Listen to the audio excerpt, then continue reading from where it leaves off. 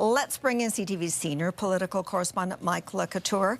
Okay, the threat of tariffs, Mike, is still there. We heard about all of this. We heard about the news, the details of the news, in a tweet from Canada's Prime Minister, Justin Trudeau. Have we heard anything yet from Donald Trump since that conversation between the two men?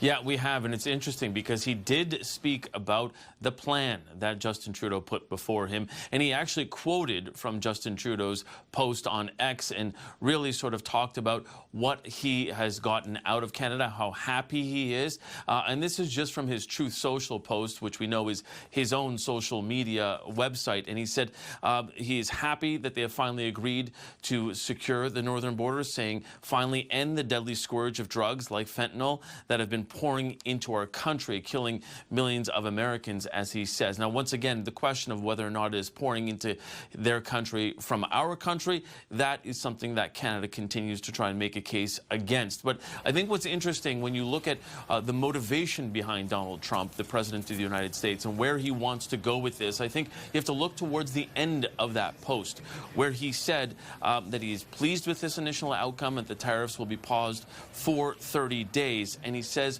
to see whether or not a final economic deal with Canada can be structured, and then he says in all caps, fairness for all.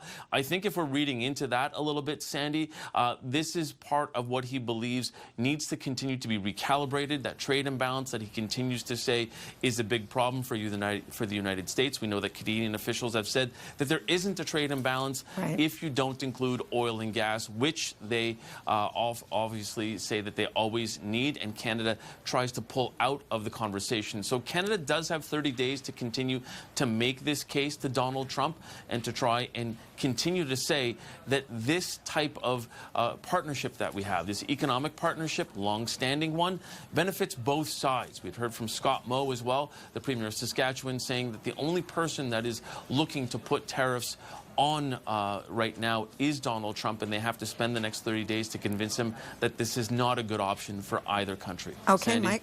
Okay, thanks so much for this.